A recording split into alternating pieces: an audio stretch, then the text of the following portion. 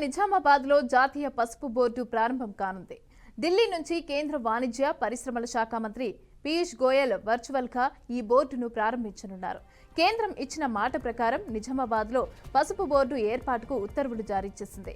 సంక్రాంతి పర్వదినాన పసుపు బోర్డును ఇవాళ కేంద్ర మంత్రి పీయూష్ గోయల్ వర్చువల్గా ప్రారంభించనున్నారు. ఇప్పటికే జాతీయ బోర్డు చైర్మన్గా పల్లె గంగారెడ్డిని నియమిస్తూ కేంద్రం ఉత్తర్వులు జారీ చేసింది. దాదాపు 15 ఏళ్లుగా బోర్డు ఏర్పాటుకు రైతులు డిమాండ్ చేస్తున్నారు.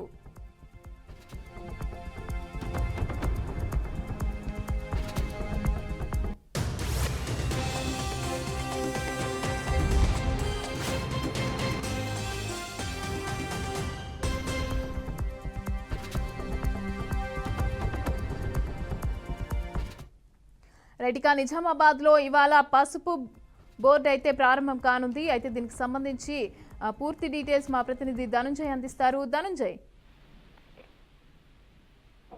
నిజామాబాద్ జిల్లాలో పసుపు కళ అనేది చిరకాల వాంఛ. ఈ చిరకాల వాంఛను ప్రధానమంత్రి నరేంద్ర మోడీ జిల్లా పర్యటనలో ఇక్కడ మనకు ఎన్నికల సమయంలో ప్రకటించారు. దీంతో భాగంగా ఈ రోజు పసుపు బోర్డుకు సంబంధించిన జాతీయ పసుపు బోర్డు ఏర్పాటుకు సంబంధించిన ప్రక్రియ 11 గంటల ప్రారంభోత్సవం జరుగుతుంది. కేంద్ర వాణిజ్య పన్నుల పరిశ్రమ శాఖ మంత్రి పీయూష్ గోయల్ ఆధ్వర్యంలో ఢిల్లీ నుంచి వర్చువల్ గా ప్రారంభిస్తున్నారు కార్యాలయం.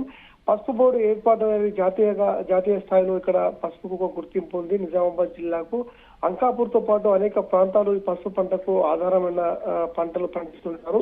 ఇందులో భాగంగా పసుపు బోర్డు కోసం గత అనేక ఉద్యమాలు సైతం చేసిన పరిస్థితి మనం చూశాం. ఈ గ్రామంలోనే పసుపు బోర్డు ఏర్పాటుకు అటు కేంద్ర ప్రభుత్వం గ్రీన్ సిగ్నల్ ఇవ్వడంతో ఇటు పసుపు బోర్డు కళ నెరవేరిందని చెప్పొచ్చు. ఎందుకంటే ఇప్పటికే సంక్రాంతి అంటే రైతుల పండుగ అని వ్యాఖ్యానించిన సందర్భాల్లో తెలుగు రాష్ట్రాలకే కాదు యావత్ దేశానికి ఈ సంక్రాంతి కానుకగా ఈ రోజు పసుపు బోర్డు ఏర్పాటు చేయడం చాలా ఆనందంగా ఉందని చెప్పేసి ఇక్కడ రైతులు హర్షం వ్యక్తం చేస్తున్న పరిస్థితి కనబడుతుంది.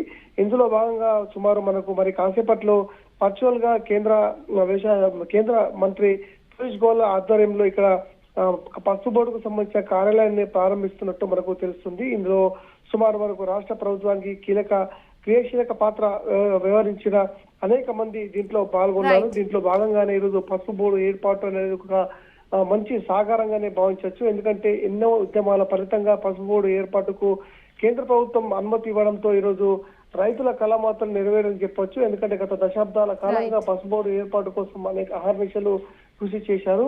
దీంట్లో భాగంగా స్థానిక ఎంపీ సైతం పసుపు బోర్డు ఏర్పాటులో కీలక పాత్ర పోషించారు. ఎప్పటికప్పుడు కేంద్ర ప్రభుత్వానికి దృష్టి తీసుకెళ్తూ పసుపు బోర్డు ఏర్పాటులో ప్రత్యేక కృషి చేశారని చెప్పేసి ఎంపీ అరవింద్ కు రైట్. Thank you Dhananjay.